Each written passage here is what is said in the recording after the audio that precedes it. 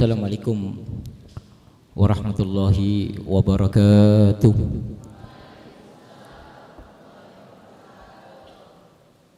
Bismillahirrahmanirrahim. Alhamdulillahilladzi nawwara quluba ibadil mu'minina bi anwaril imani wal islam. Wassalatu wassalamu ala nabiyir rahmah sayyidina wa qurrati a'yunina nabiyyina Muhammad al-fatih lima ughliq wal khatim lima sabaq nasirul haqqi bil haqq wal hadi ila siratikal mustaqim wa ala alihi wa sahbihi wat tabi'ina lahum bi ihsanin ila yaumiddin. Allahumma tahhir qulubana adid nifaq, Allahumma saffi qulubana kama saffaita quluba awliyaik, Allahumma kama jama'tana fi hadzal majlis ijma'na ma'a habibika sayyidina Muhammad. Allahumma inna ala dzikrik wa syukrik wa husni ibadatik, Allahumma hawwin alaina fi sakaratul maut wal najata minan nar. Amma ba'd. Hadirin hadirat, para jamaah, para pemirsa, para pendengar radioku dimanapun Anda berada, segala puji bagi Allah yang selalu memberikan segala kebaikan, keindahan di dalam kehidupan kita, penuh dengan ketentraman, kasih sayang,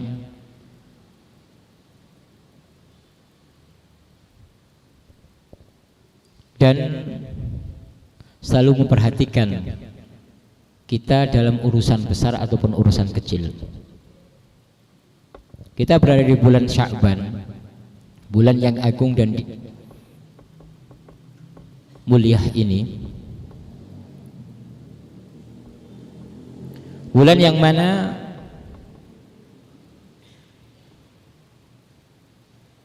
Rasulullah SAW mengatakan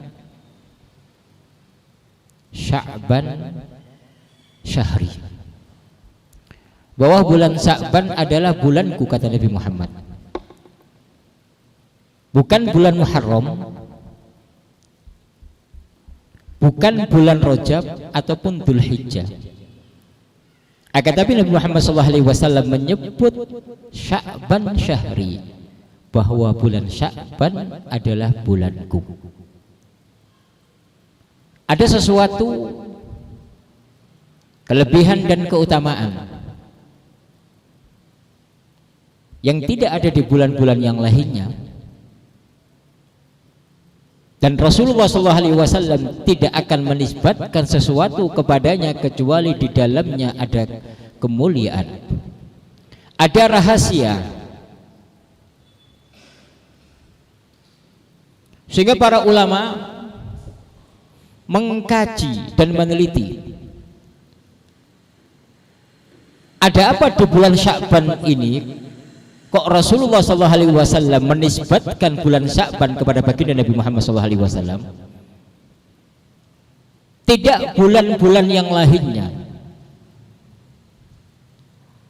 Padahal kita tahu bulan Muharram punya kedudukan yang sangat mulia, bulan Rajab juga sama, bulan Dzulhijjah, bulan Ramadan punya kedudukan dan kemuliaan di sisi Allah Subhanahu wa taala, tapi tidak dinisbatkan kepada baginda Nabi Muhammad SAW, kecuali bulan Sya'ban. Beliau mengatakan Sya'ban syahri, bulan Sya'ban adalah bulanku.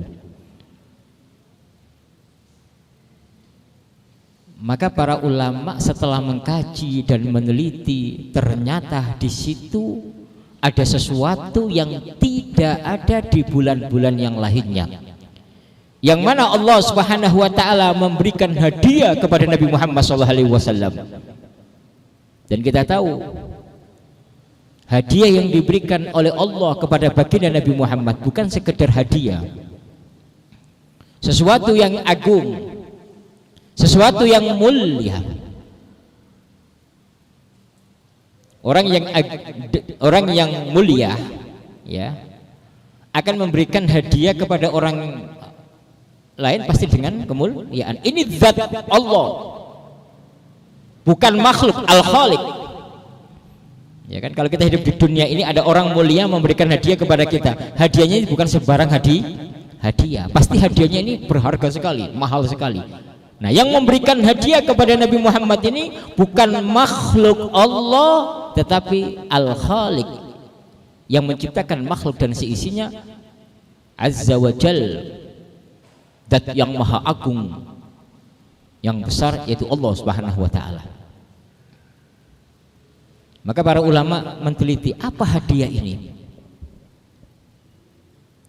kok diberikan oleh Allah di bulan Sya'ban, tidak di bulan-bulan lainnya.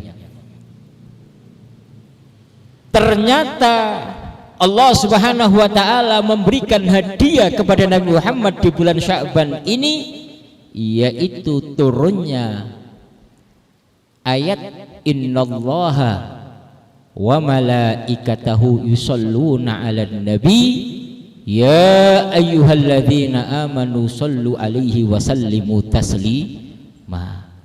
Innallaha, sesungguhnya Allah, wa malaikatahu, dan para malaikat-malaikat Allah, yusalluna 'alan nabi, bersolawat kepada baginda Nabi Muhammad. Allah dan malaikat. Setelah itu apa? Allah memerintahkan, ya ayyuhalladzina amanu sallu alaihi wa sallimu taslima.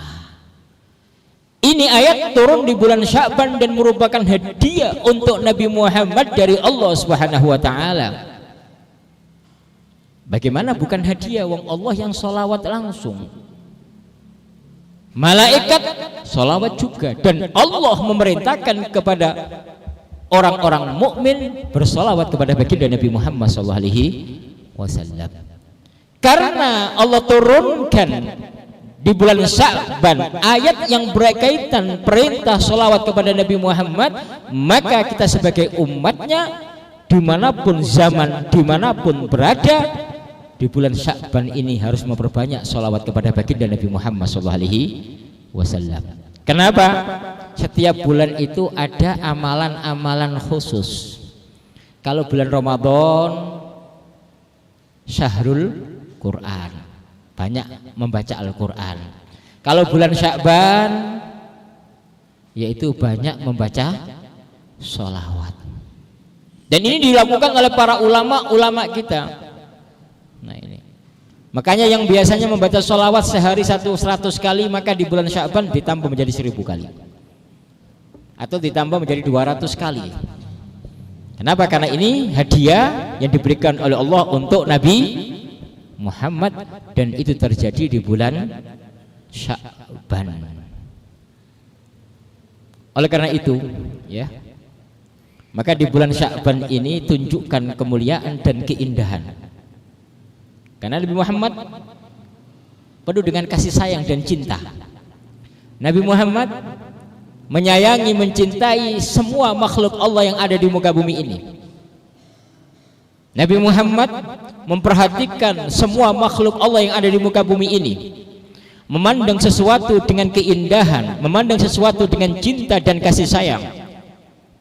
Kalau Nabi Muhammad melakukan itu, dan di bulan Sya'ban adalah bulan untuk Nabi Muhammad, maka harus kita tanamkan keindahan dan kasih sayang kepada umat Nabi Muhammad SAW. Paling sedikit seorang suami kepada istrinya dan keluarganya, seorang istri kepada suami dan keluarganya, kepada tetangganya, antara keluarga, tunjukkan kasih sayang, tunjukkan kelembutan dan keindahan, maka Allah Subhanahu wa ta'ala akan memberikan ketentraman di dalam hati kita, akan memberikan kebahagiaan maknawi, kebahagiaan secara batin, dan kebahagiaan secara zahir, yang mana kebahagiaan ini tidak kita bisa beli, tidak bisa kita hargai dengan uang. Semoga Allah Subhanahu wa ta'ala menjadikan kita hamba Allah yang memanfaatkan bulan untuk Nabi Muhammad SAW ini dengan memperbanyak membaca sholawat kepada baginda Nabi Muhammad SAW. Para pemirsa, para pendengar, para jamaah dimanapun Anda berada, kita teruskan kajian kita bacakan satu hadis, ya, yang berkaitan dengan keindahan dan kemuliaan, kasih sayang. Nah ini kan ini adalah bulan Rasulullah. An Ibnu Abbas radhiyallahu anhu maqal qala Rasulullah sallallahu alaihi wasallam li Asajj Abdul Qais inna fika khaslatan yuhibbuhumullah al-hilmu wal anat.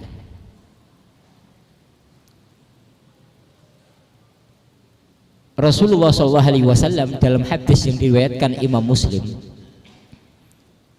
berkata kepada salah satu sahabat namanya Asajj Abdul Qais, inna fika khoslatan, Abdul Qais, kamu punya dua kepribadian, dan kepribadian ini tidak dimiliki oleh orang banyak. Kamu punya dua kemuliaan, dan dua kemuliaan ini tidak dimiliki oleh orang banyak. Apa dua kemuliaan ini? Nah, pasti kalau Rasulullah memuji ini bukan sembarangan memuji. Karena Rasulullah wa ma yamtiku anil hawa in huwa illa wahyun yuha. Rasulullah mengatakan bukan dari hawa nafsunya, melainkan dari wahyu yang turun. Kalau Rasulullah mengatakan kepada seorang sahabat Nabi dengan satu kemuliaan, memang benar sahabat itu punya dua kemuliaan dan termasuk ahli surga. Tidak mungkin Rasulullah memuji sesuatu, memuji sahabat Rasulullah kalau dia bukan ahli surga. Nah, kita ini untuk zaman sekarang ini bagaimana kita meneladaninya? Nah, ini ya, kunci ahli surga. Jadi ciri-ciri ahli surga itu bagaimana? Tanda ahli surga itu bagaimana? Jadi setiap sesuatu pasti ada tanda dan ciri-ciri, ada alamat. Ahli neraka ada alamatnya, ahli surga ada alamatnya, orang soleh ada orang alamatnya, orang tidak baik ada alamatnya. Maka pada kesempatan sore hari ini Rasulullah berbicara tentang ciri-ciri daripada ahli surga. Abdul Qais, kamu punya dua kepribadian yang baik. Yuhibbu humallah, dua ini Allah cinta. Nah, kalau Allah mencintai berarti itu satu kebaikan dan itu pasti ahli surga. Karena Rasulullah tidak mencintai sesuatu kalau Allah tidak cinta, nggak mungkin. Rasulullah mencintai sesuatu karena Allah mencintainya. Maka Rasulullah menyebutkan yuhibbuhumallah, dua kepribadian ini dicintai oleh Allah. Nah, memang bicara gampang, ya, menyampaikan gampang, menerangkan gampang, tapi mengamalkannya ini kan ini urusan dengan hati. Apa itu? Yang pertama al-hilmu. Apa al-hilmu itu? Ahlu hadis mentafsiri, menjelaskan yang dimaksud al-hilmu itu adalah al-aqlu. Akal maksudnya apa? Berbuat sesuatu itu dipikir-pikir dulu dengan akal yang baik, dengan akal yang sehat.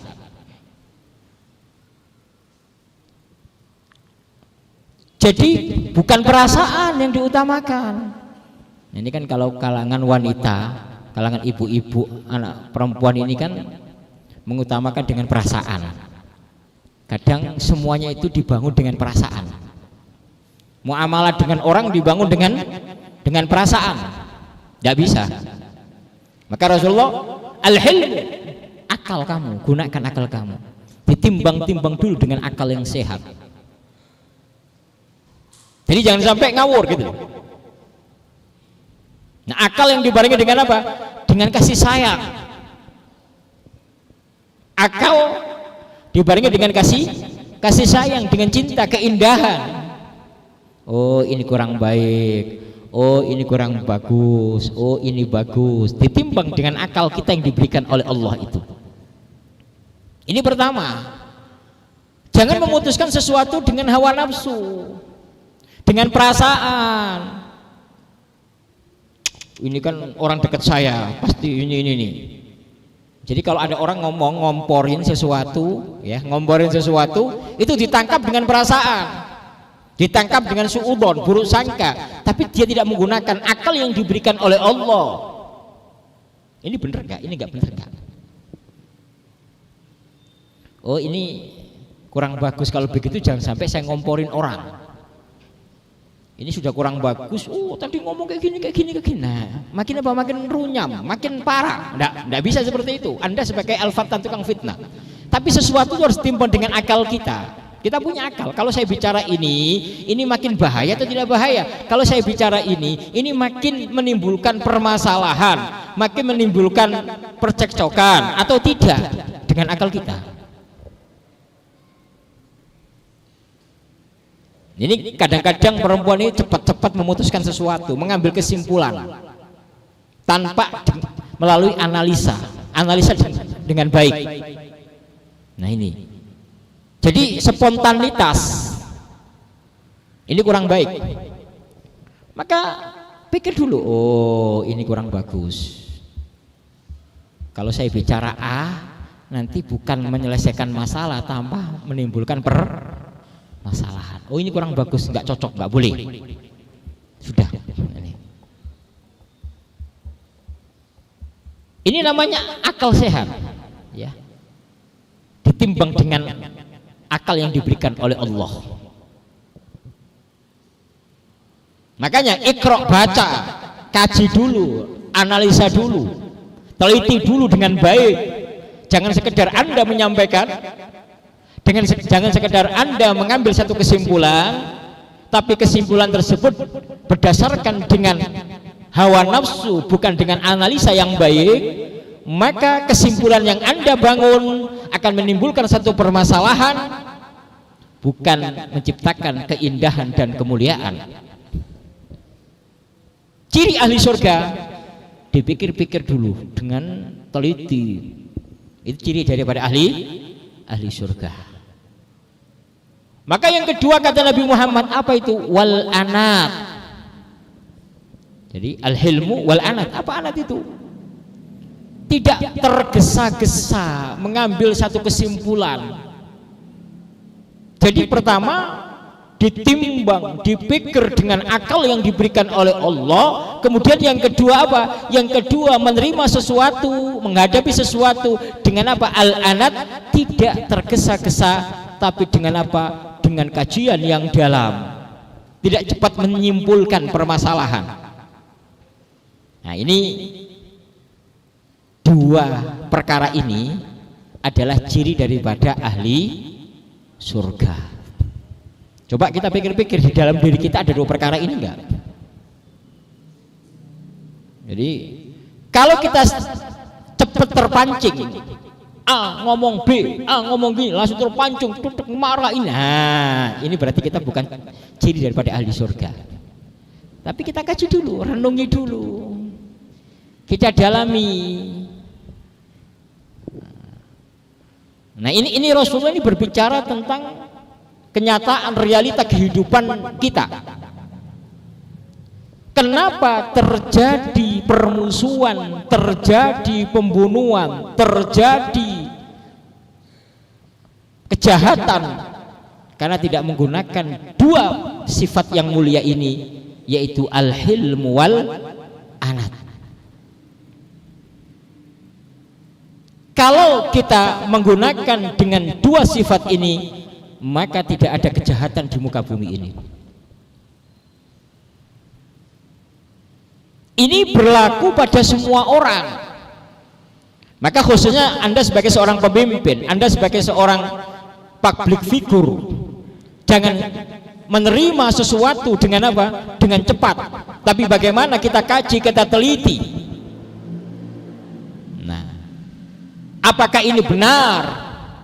Kalaupun apa yang dikatakan itu benar, jangan sampai kita sebagai seorang muslim menciptakan kegaduhan. Nah ini perlu. Nah, ini. Nah, ini banyak terjadi di zaman sekarang. Maka ada seorang ustadz, seorang kiai, tokoh masyarakat, ada yang mengadu A, B, C, D, oh langsung diterima, bang ini kayak gini kurang bagus. Nah, berarti dia tidak punya sifat ahli surga. Atau Anda menjadi seorang pejabat, public figure, dilaporin ini langsung ada seorang istri dilaporin suami kamu itu kayak gini, pulang suaminya datang langsung dilabrak. Nah, atau sebaliknya ada seorang suami, istri kamu itu kayak gini A, B, C, D, pulang istrinya dilabrak. Enggak, ditani pelan-pelan.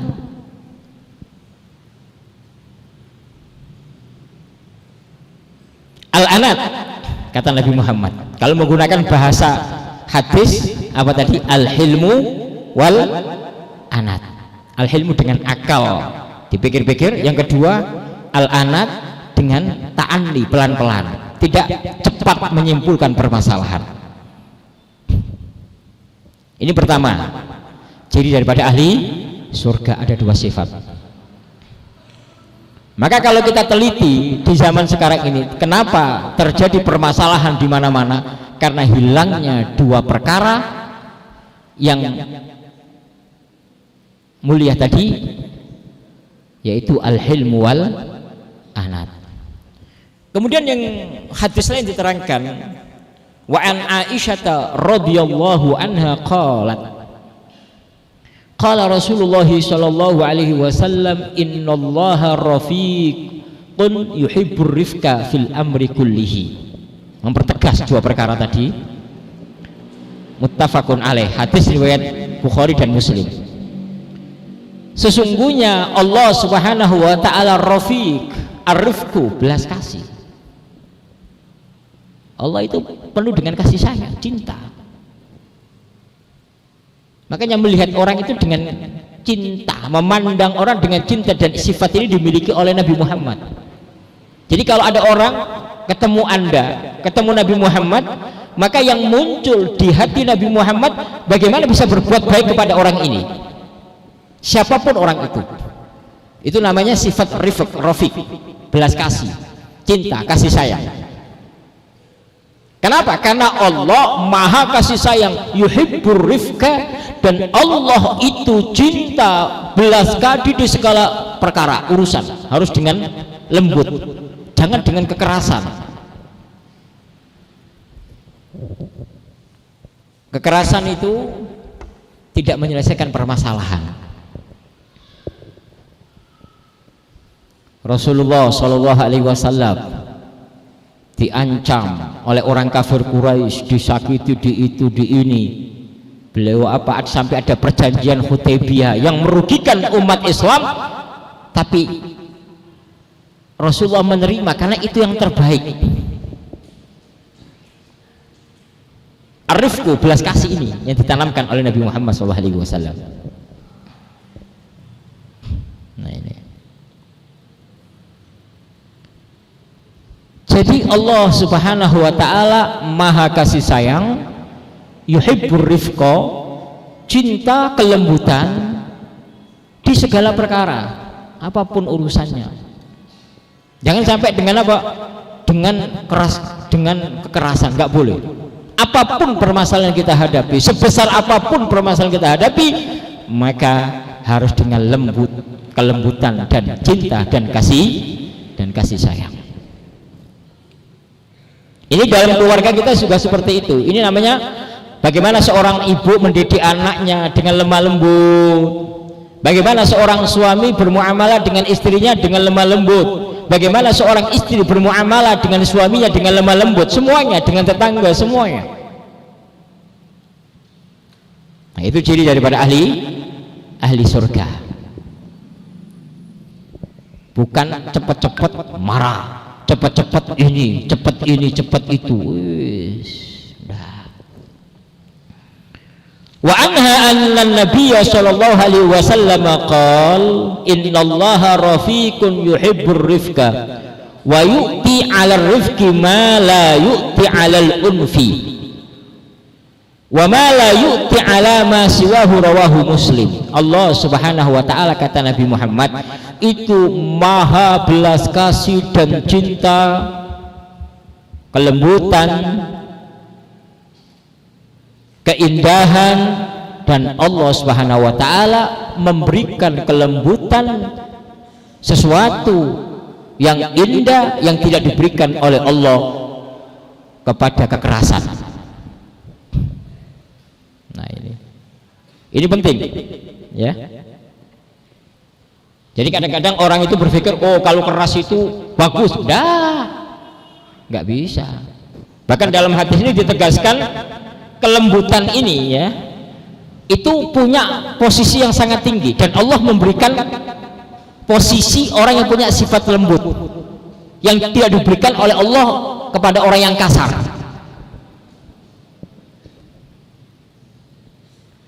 Nah, tapi kan kadang-kadang ini kan ya tadi kembali kepada yang saya sampaikan dalam muqaddimah tadi, bahwa kita ini menjalankan sesuatu dengan hawa nafsu itu. Maka kata Nabi Muhammad di dalam hadis lain, innar rifqa la yakunu fi syai'in illa zana. Dalam riwayat Muslim, kelembutan jika Allah letakkan pada sesuatu, maka kelembutan tersebut akan menjadikan sesuatu tersebut menjadi indah, akan menghiasinya. Anda tahu rumah, kalau rumah dimodel, dihiasi dengan bagus, menjadi indah nggak? Menjadi indah. Maka seseorang itu kalau punya sifat lembut, yang muncul adalah keindahan pada diri seorang tersebut. Jadi orang itu melihat dia senang, melihat dia cinta, melihat dia penuh dengan keindahan.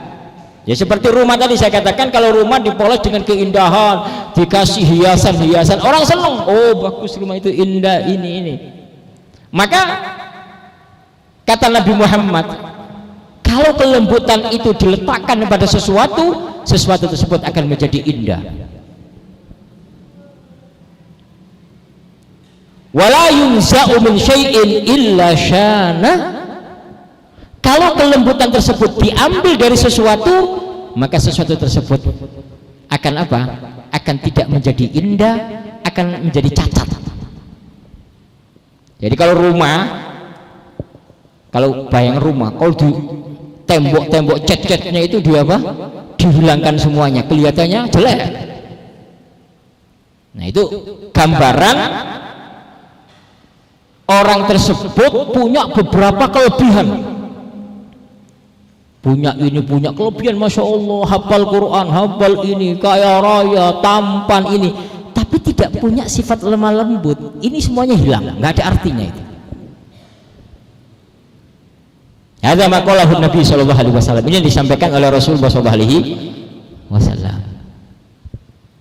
Tapi kalau ada orang tidak kaya, tidak tampan, tidak alim, tapi punya sifat lemah lembut, orang tersebut menjadi indah.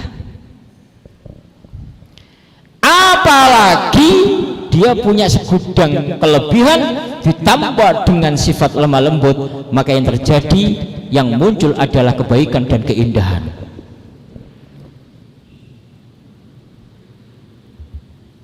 Ada orang nikah dengan seorang wanita cantik, kaya raya, judes. Yang dilihat judesnya atau kaya rayanya? Ini judes. Jadi jelek semuanya. Tapi kalau dia nggak kaya, nggak cantik, tapi lemah lembut, yang muncul lemah lembutnya nggak? Masya Allah, orang ini lemah lembut. Nah,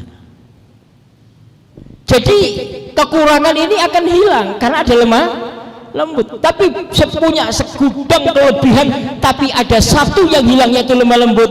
Yang ada pada orang tersebut adalah jelek.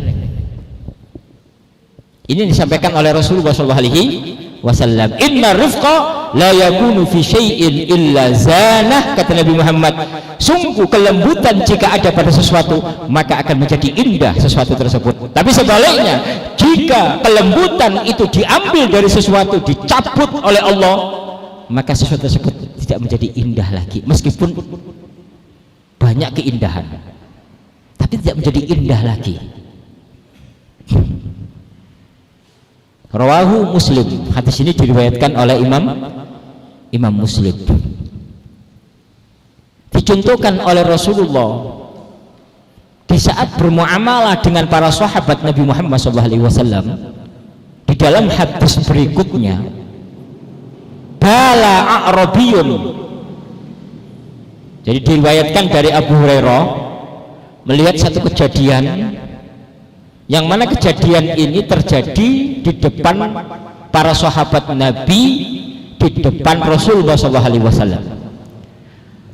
Bala a'rabiyun, ada orang Badui yang kencing fil masjid, kencing di masjid. Coba, gak tanggung-tanggung ini. Kalau ada orang kencing di rumah kamu gimana? Coba bayangkan. Ini orang A'rabi, Badui, orang desa, ya, kencing di masjid. Tidak sekedar di masjid, bala A'rabin fil masjid. Dalam riwayat lain diterangkan di tempat pengimaman kencing. Ayo coba, yang terjadi marah atau enggak marah? Marah. Ayo coba kalau ada orang datang dari Badui kencing di depan masjid sini, di masjid Cibimbing sini, Al Anwar ini, orang semuanya teriak-teriak enggak? Teriak, akan marah, mungkin dipenggal kepalanya orang tersebut. Atau ada orang datang ke rumah Anda, kencing di depan rumah Anda, dikencingin semuanya, marah enggak? Marah. Tapi coba lihat kelembutan sifat Nabi Muhammad SAW. Ya tadi saya katakan tadi itu, ya. Bala a'rabiyun, ada orang Badui datang ke masjid dan kencing di depan Rasulullah SAW pengimaman. Faqaman nasu ilaihi liyaqa'u fihi. Maka para sahabat Nabi, An-Nas di sini yang dimaksud adalah para sahabat Nabi, berdiri ingin memukul. Ada yang bawa pedang ingin memenggal kepala orang Badui ini, ada yang ingin memukulnya, ada yang ingin menamparnya. Seketika itu Rasulullah berdiri dan berkata, faqala Nabi sallallahu alaihi wasallam, da'uhu, biarkan dia kencing, biarkan dia kencing, kata Nabi Muhammad. Nggak masuk akal, logikanya nggak masuk akal. Orang dia kencing malah suruh neruskan kencing. Tahu, biarkan, teruskan kencing kamu. Jadi ada orang datang, dicoba ke rumahnya Abi Ano, ada 10 orang kencing di depan rumah. Kata Abi Ano, teruskan, nggak apa-apa. Nah, ini Rasulullah terus, gak apa-apa, tahu. Setelah selesai, apa kata Nabi Muhammad? Wa'ariku ala baulihi sajlan min ma'in aw zanuban. Maka setelah selesai kencing, para sahabat Nabi ambil timba air, nanti disiram semuanya ini. Karena masjid di zaman Nabi Muhammad tidak seperti sekarang pakai granit, pakai keramik. Dulu masjid itu masih tanah. Kalau sekarang masya Allah pakai karpet, pakai apa? Pakai granit yang mahal. Tapi yang sholat sedikit. Zaman Nabi Muhammad masjidnya itu ya apa adanya, masih dari tanah. Jadi kalau ada orang sujud, ada bekas tanah menempel di wajah para sahabat Nabi. Karena memang masjidnya dari tanah, belum di keramik. Tapi yang sholat masya Allah. Bedanya kalau zaman sekarang masjidnya masya Allah, yang sholat nggak masya Allah. Nah ini bedanya. Makanya di saat banyak yang kencing ini, ada orang Badui kencing ini, kata Rasulullah, sudah ambil timba sama air, nanti disiram aja, disiram. Nanti setelah itu akan meresap sendiri, biarin aja. Para sahabat Nabi nggak ada yang berani membantah Rasulullah, tapi diem aja, karena memenuhi perintah Nabi Muhammad SAW.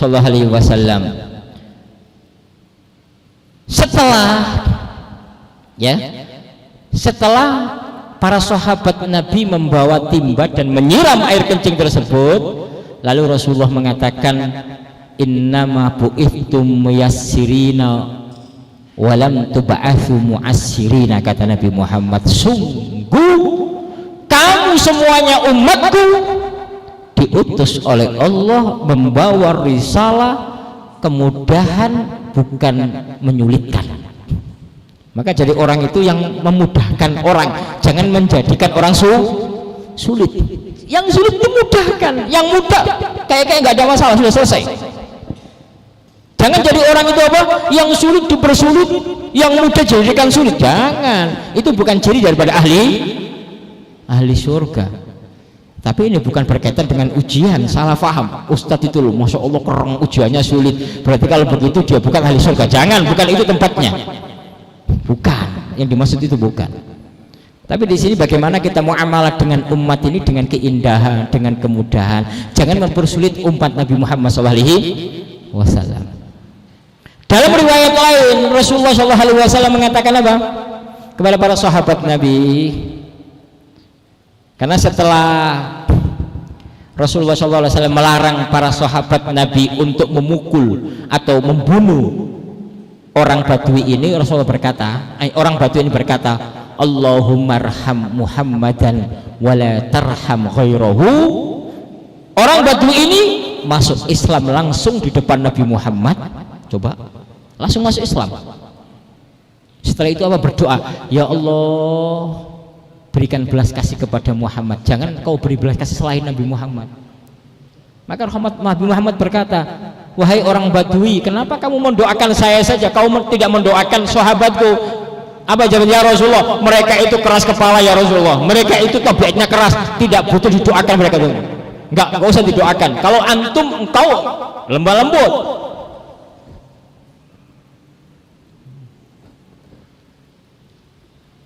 Setelah itu Rasulullah berkata kepada para sahabat Nabi, setelah orang Badui pergi, Rasulullah berkata kepada para sahabat Nabi, seandainya kamu penggal, orang ini akan masuk neraka. Satu, sifat belas kasih kamu di mana? Yang kedua, seandainya kamu pukulin, maka orang Badui ini akan lari, maka kencingnya ini akan mengotori semua masjid. Tapi jika kamu biarkan, sudah paling yang kotor itu hanya itu saja. Nah, artinya sifat dua yang saya sebutkan pada hadis pertama tadi, al-hilmu, menggunakan akal ini benar. Rasulullah dengan logika gitu loh. Kalau ini orang-orang ini apa namanya, kalau orang ini dipukuli maka lari kemana-mana, akan jadi kotor semua satu masjid. Rasulullah menggunakan sifat al-hilmu dengan menggunakan akal beliau. Yang kedua, Rasulullah menggunakan sifat apa? Al-anat tadi, sifat ta'anni, pelan-pelan, tidak tergesa-gesa ini di dalam menyelesaikan semua permasalahan yang dihadapi oleh baginda Nabi Muhammad SAW. Jadi sifat al-hilmu wal-anat ini dipraktekkan oleh Nabi di dalam kehidupan Nabi, di dalam membangun peradaban Islam ini. Makanya kalau ada orang ini kok bangga dengan peradaban orang barat, aneh. Kita bangga dengan peradaban yang dibangun oleh Rasulullah, karena dibangun dengan keindahan, kemuliaan. Nah ini loh, kita harus apa? Bangga dengan peradaban yang dibangun oleh Nabi Muhammad SAW. Jangan sampai ada berkata, ya ngapain kita kembali kepada zamannya Nabi Muhammad, itu kan sudah kadaluarsa. Naudzubillah min dzalik. Rasulullah itu walaqad kana lakum fi rasulillahi uswah. Apapun yang dibangun oleh Rasulullah itu dibangun dengan peradaban yang sangat mulia. Makanya jadi muslim itu harus bangga dengan peradaban Rasulullah yang dibangun oleh Rasulullah. Jangan bangga dengan peradaban non muslim. Kalau ada sesuatu yang kurang bagus di dalam Islam, itu bukan dari Islam tapi dari orang-orang kita. Dibedakan dong. Nggak ada peradaban yang dibangun oleh Rasulullah ini peradaban yang jelek, nggak ada. Semuanya yang dibangun oleh Rasulullah dengan peradaban yang baik. Maka tadi pondasinya dibangun dengan dua, apa itu? Al-hilmu wal anat, menggunakan logika, akal yang sehat, akal yang baik, wa ta'anni, dan apa tadi? Anat, dan tidak tergesa-gesa dengan pemikiran yang dalam. Nah, ini pola pikir ini harus kita hadirkan di dalam kehidupan kita, sehingga kita membangun umat ini tidak didasari dengan hawa nafsu, melainkan dengan dasar ajaran kepribadian yang dibangun oleh baginda Nabi Muhammad SAW. Semoga Allah Subhanahu wa taala memberikan keberkahan kepada kita semuanya, dan Allah Subhanahu wa taala memberikan kemuliaan kepada kita semuanya. Allahumma barik lana fi Rajab wa Sya'ban wa ballighna Ramadan. Ya Allah, berkahi kami di bulan Rajab dan di bulan Sya'ban, dan sampaikan kami di bulan Ramadan. Wallahu a'lamu bissawab. Para pendengar, para pemirsa dimanapun Anda berada, saya umumkan kembali ya, pendaftaran di Pondok Pesantren Nurul Hayat yang ada di Ketanggungan telah dibuka. Sudah dari kotanya kurang 100 orang lagi, mungkin 1 bulan lagi akan ditutup. Sudah daftar kurang lebih 300 orang yang daftar, kita menerima 400 di Tanggungan sana, jadi kurang 100 orang. Nah, mungkin 1 bulan ini sudah terpenuhi kotanya, atau 2 bulan ini berarti kita tutup nanti. Kemudian nanti kalaupun daftar kita terima, tapi kita pindahkan di pondok-pondok cabang, dan juga dibuka di Pembedilan juga telah dibuka. Kemudian juga di Pondok Pesantren Al Khairiyah dibuka juga untuk SMP dan SMA, ataupun pondok untuk khusus untuk tahfidzul Quran yang ada di RG Al Khairiyah, dan juga ada di Cikedang Loragung, dan juga yang ada di Pancalang, dan di beberapa tempat di Indramayu telah dibuka pendaftaran Pondok Pesantren Nurul Hayat ataupun Pondok Pesantren Al Khairiyah. Semoga Allah Subhanahu wa taala memberkahi kita semuanya dan memudahkan urusan kita semuanya, insyaallah ya. Nanti ada Allah Subhanahu wa taala mengirim ahli surga ya, mengirim ahli surga untuk membangun Pondok Pesantren Al Khairiyah. Insyaallah besok pagi ada perwakilan dari Kuwait untuk membangun asrama di Pondok Pesantren Al Khairiyah yang ada di wakaf ya. Ada perwakilan Kuwait nanti akan membangun asrama, akan membangun kelas, dan insyaallah cepat terlaksana besok ya. Kalau nanti sudah dibangun selesai, baru kita akan membangun di Cipondok ya. Insyaallah besok pagi ada perwakilan dari Kuwait untuk melihat dan akan membangun asrama dan kelas sekaligus masjid yang besar di Pondok Pesantren Al Khairiyah yang ada di wakaf. Targetnya 6 bulan atau 5 bulan selesai. Setelah itu nanti baru kita akan membangun pondok pesantren yang ada di Cipondok dan di tempat-tempat lain. Wallahu a'lamu bishawab. Hadirin wal hadirat, para jamaah kesijaan yang ada Cibimbing, dan juga para pemirsa dimanapun Anda berada yang insyaallah sama-sama dirahmati Allah Subhanahu wa taala. Selanjutnya kita ke sesi yang kedua, yaitu sesi tanya jawab. Barangkali dari jamaah yang ingin bertanya kami persilahkan.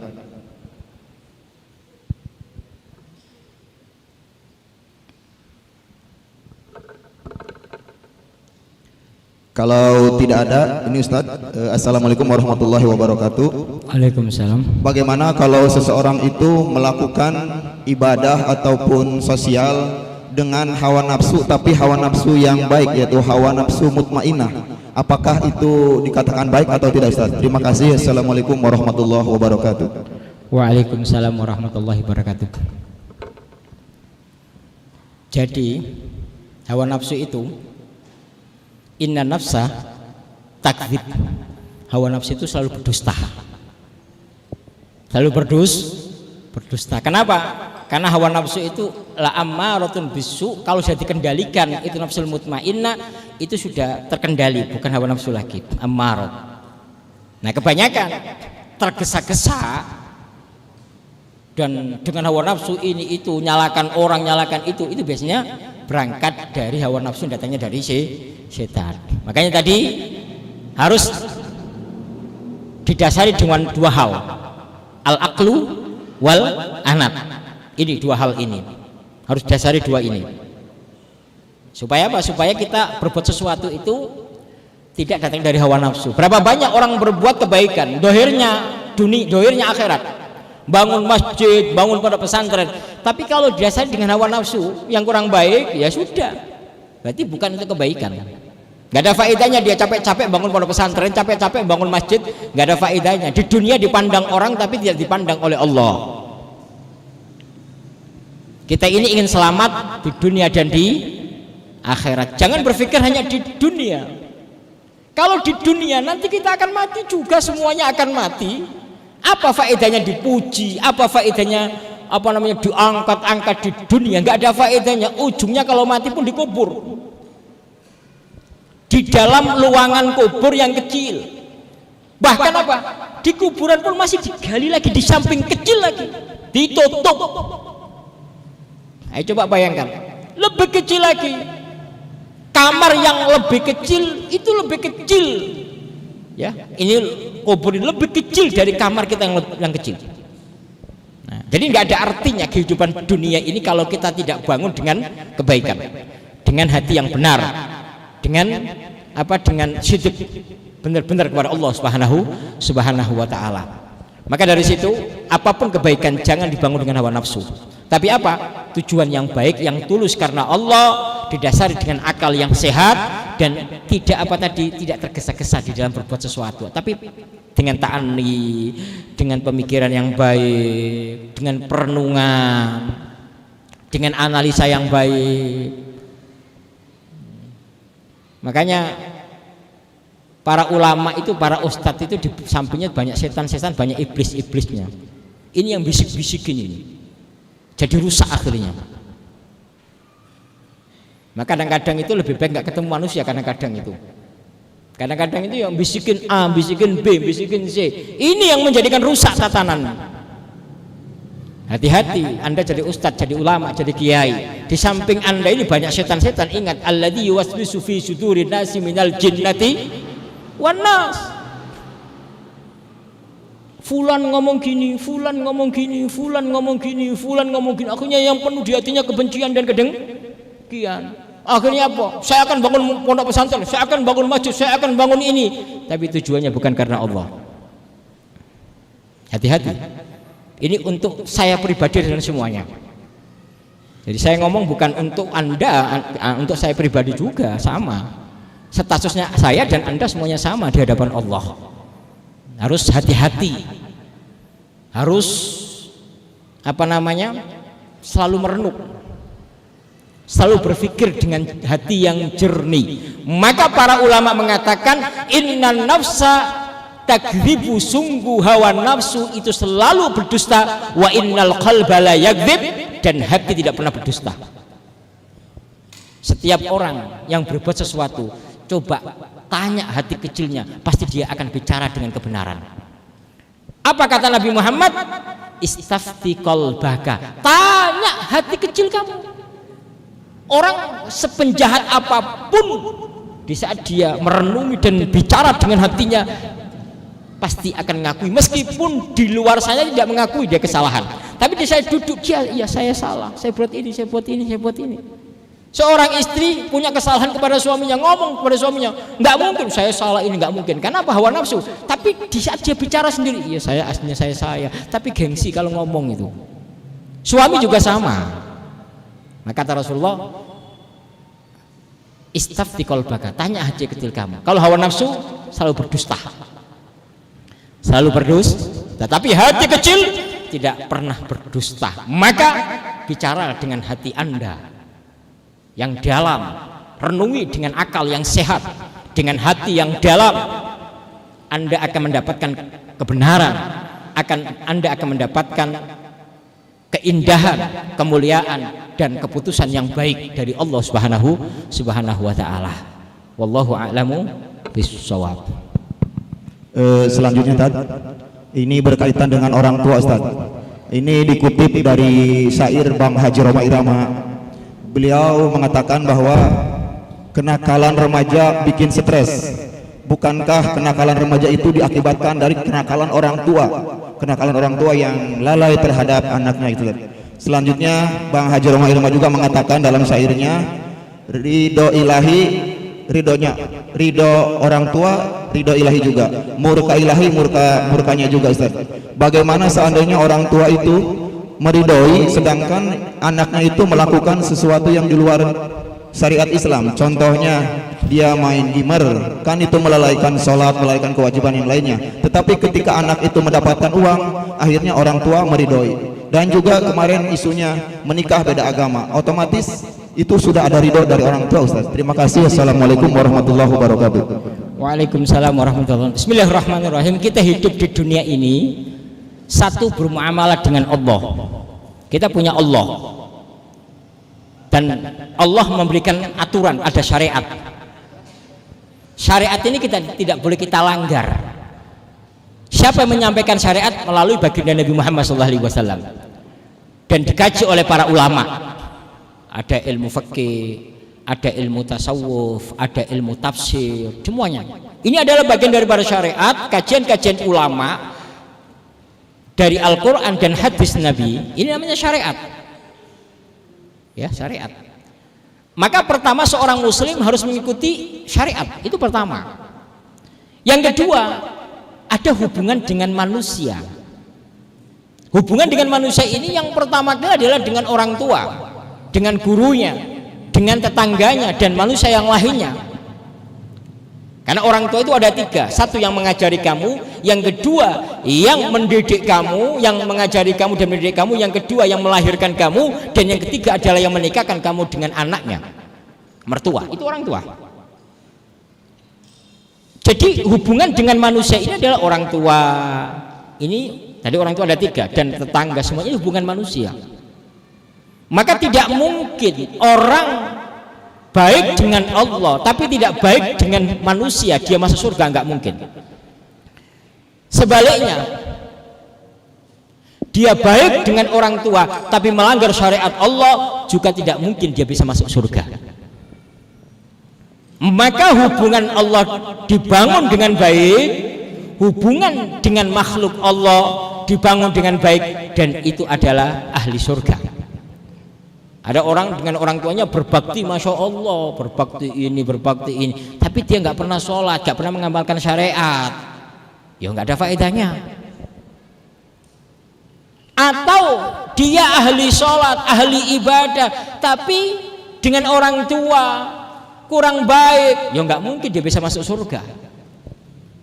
Jadi dua-duanya, hubungan dengan Allah baik, hubungan dengan manusia baik, khususnya yaitu dengan kedua orang tua. Nah ini jangan lupa. Maka ridallahi fi ridal walidain, keridhaan Allah itu digantungkan dengan keridhaan orang tua. Jika hamba Allah tersebut telah menjalankan kewajiban yang diwajibkan oleh Allah dan meninggalkan larangan yang dilarang oleh Allah, kemudian apa? Dia berbakti kepada orang tua, maka anak yang diberkahi oleh Allah. Dua hal nggak mungkin. Kalau ditinggalkan salah satunya nggak mungkin. Ini harus diperhatikan masalah ini. Yang penting saya baik dengan orang tua, urusan sholat gampang. Nggak bisa. Hubungan dengan Allah harus baik dulu. Yang penting hubungan saya dengan Allah baik, orang tua itu nomor 10, nggak bisa. Harus baik dengan orang tua. Anda akan menjadi ahli neraka. Siapapun Anda, ahli sholat, ahli ibadah, nggak mungkin masuk surga. Ini. Jadi hablun minallah wa hablun minan nas. Hubungan dengan Allah dan hubungan dengan manusia.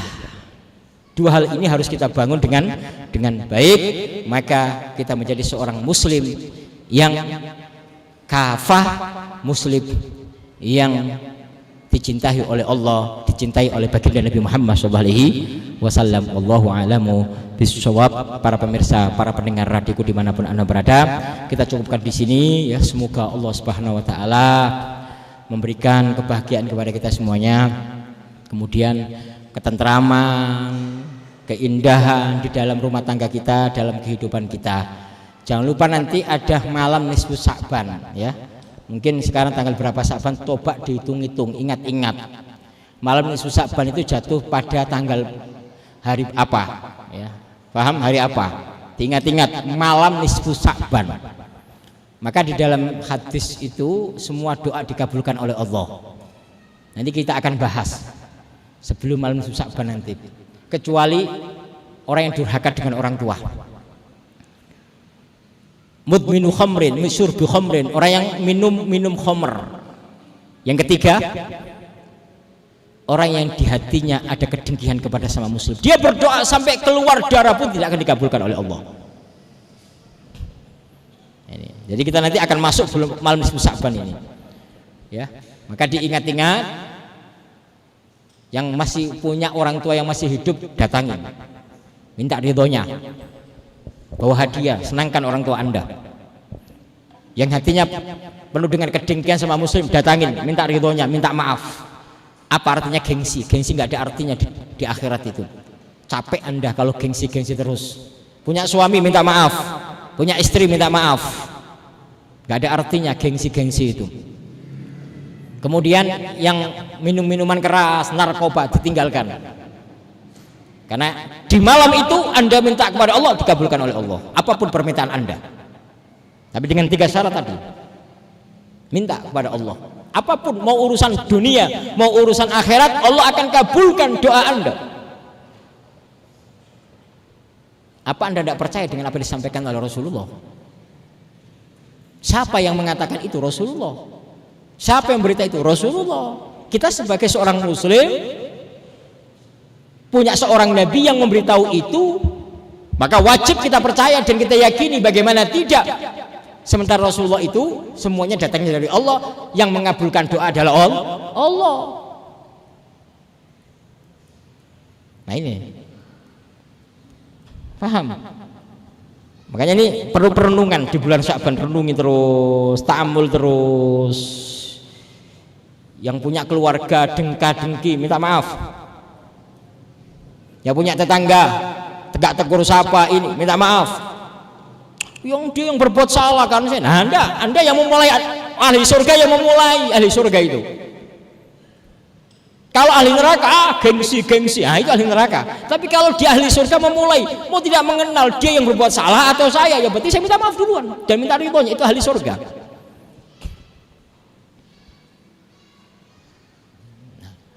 Karena surga itu bukan gratisan. Makanya gengsi-gengsi ini berat, urusan hati gimana, dia menyakitin saya, dia ini. Ya memang tadi saya katakan surga tidak gratisan.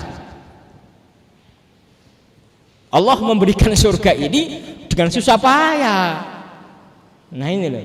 Makanya ini kesempatan ya. Anda minta apapun, yang belum nikah minta kepada Allah, yang banyak hutang minta kepada Allah, yang punya suami yang kurang soleh minta kepada Allah, yang punya istri rewel minta kepada Allah, yang punya anak nggak nurut minta kepada Allah. Apapun sampaikan kepada Allah. Kok ibadah saya ini kok malas-malasan, minta kepada Allah, ya Allah bukakan hati saya, ya Allah berikan petunjuk kepada saya, ya Allah agar saya menjadi hamba yang soleh, ya Allah. Saya punya anak kok kurang nurut, ya Allah jadikan anak saya soleh, ya Allah. Saya punya suami kok kurang ibadah, ya Allah jadikan suami yang soleh, ya Allah. Saya punya istri, ya Allah rewel terus, ya Allah jadikan suami yang soleh, ya Allah istri yang solehah. Gitu terus minta kepada Allah, akan dikabulkan oleh Allah di malam nisfu Sya'ban. Jadi Allah itu sayang kepada kita, Allah cinta kepada kita, makanya dikasih waktu-waktu tertentu. Siapa yang minta kepadaku akan aku kabulkan. Nah coba ditentukan oleh Nabi Muhammad di malam nisfu Sya'ban. Ayo coba bayangkan.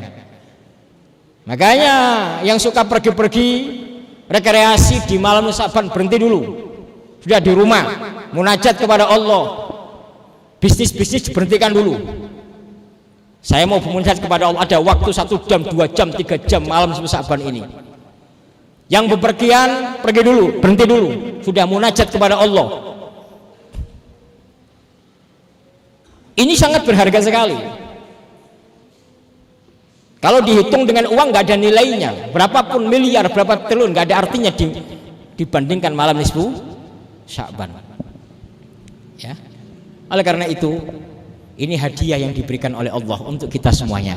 Maka hadiah ini ya harus kita gunakan dengan baik, harus kita terima dengan baik.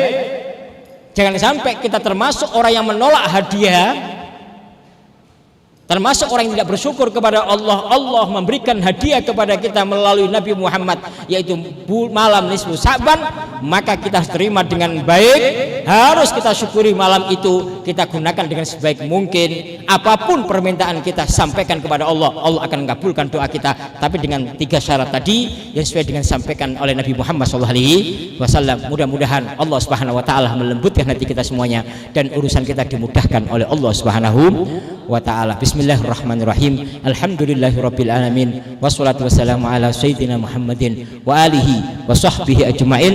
Allahumma inna nas'aluka ridhaka wal jannah wa na'udzubika min sakhatika wan nar. Allahumma nawwir qulubana bi nuril ma'rifah waftah alaina futuhal arifin waj'alna min ahli taqwal istiqamah waqtim lana bil husni wa radin anna. Ya Allah, ya Allah, ya Allah, ya Hayy ya Qayyum, penuhi hati kami dengan cahaya cinta dan kasih sayang ya Allah. Allahumma ya Allah, penuhi hati kami dengan kelembutan dan keindahan ya Allah.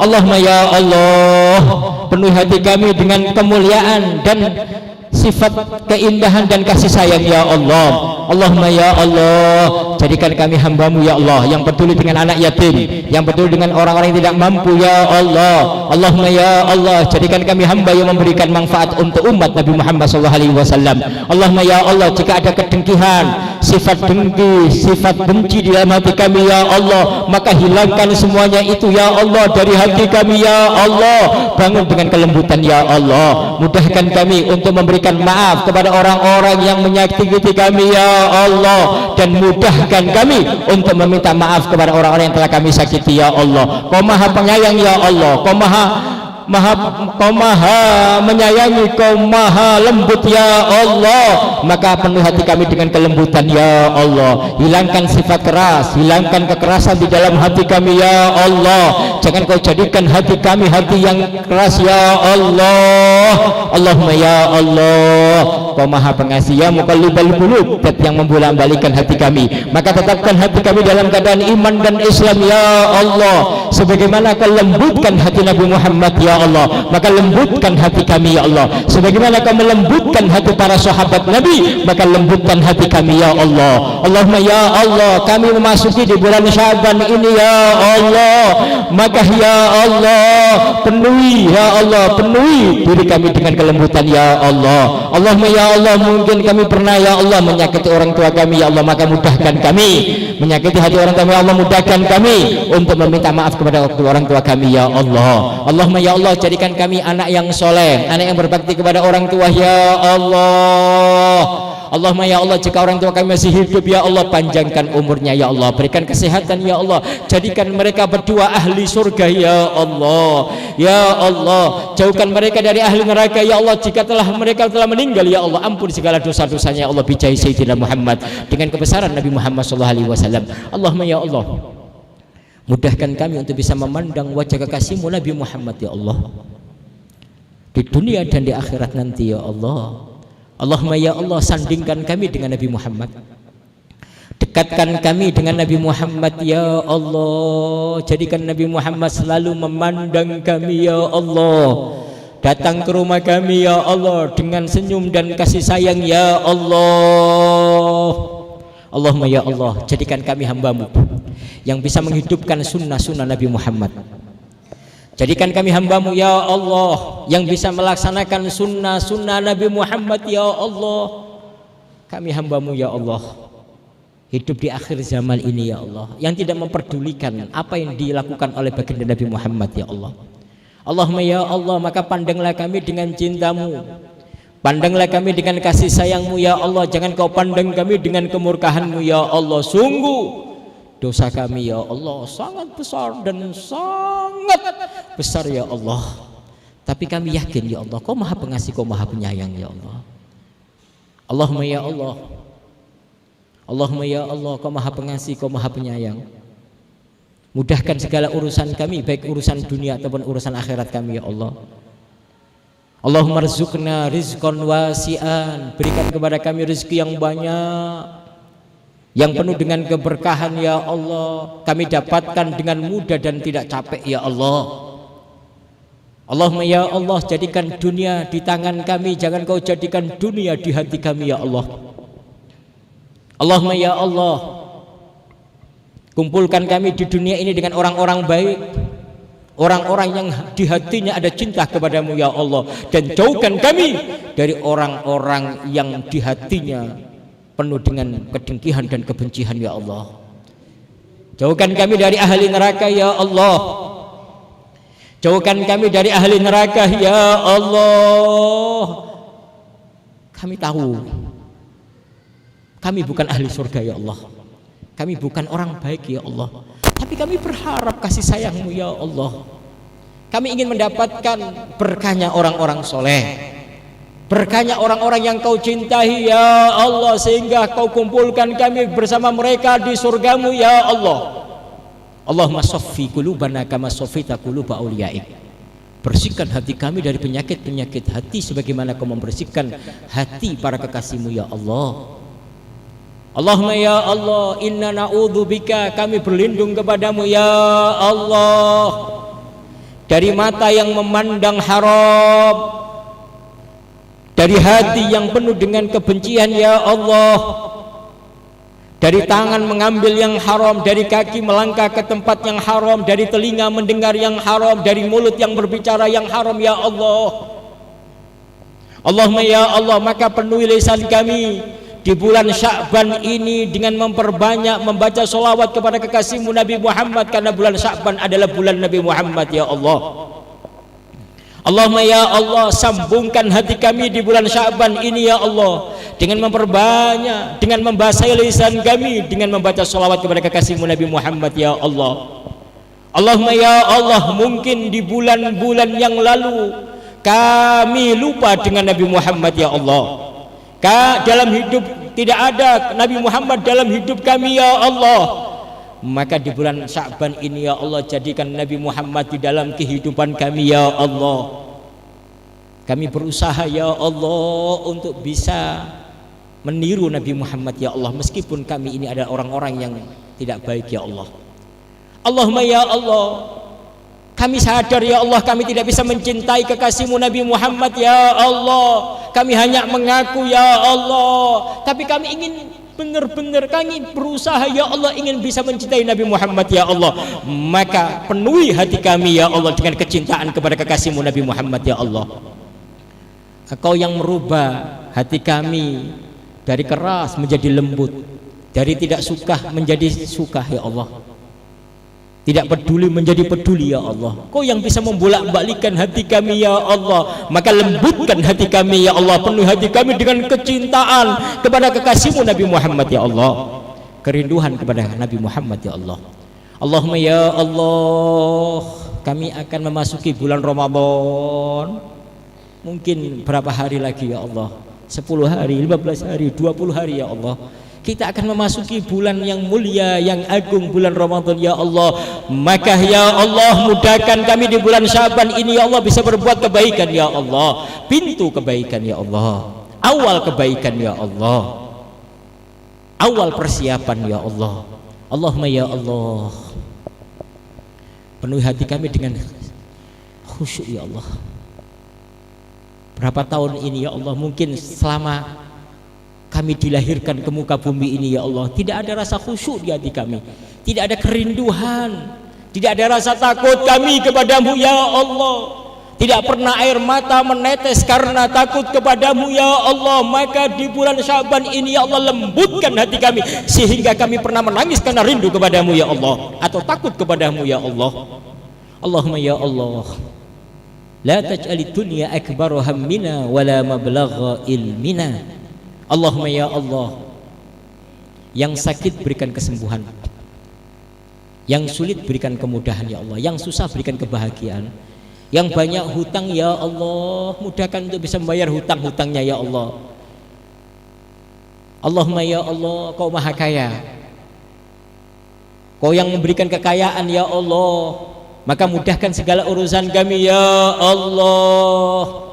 Jauhkan kami dari ilmu yang tidak mendatangkan kemanfaatan ya Allah, jauhkan kami dari kebaikan yang tidak bisa kami lihat di saat kami menghadap kepadamu ya Allah. Allahumma ya Allah, maka mudahkan kami ya Allah untuk bisa berbuat kebaikan karenamu ya Allah.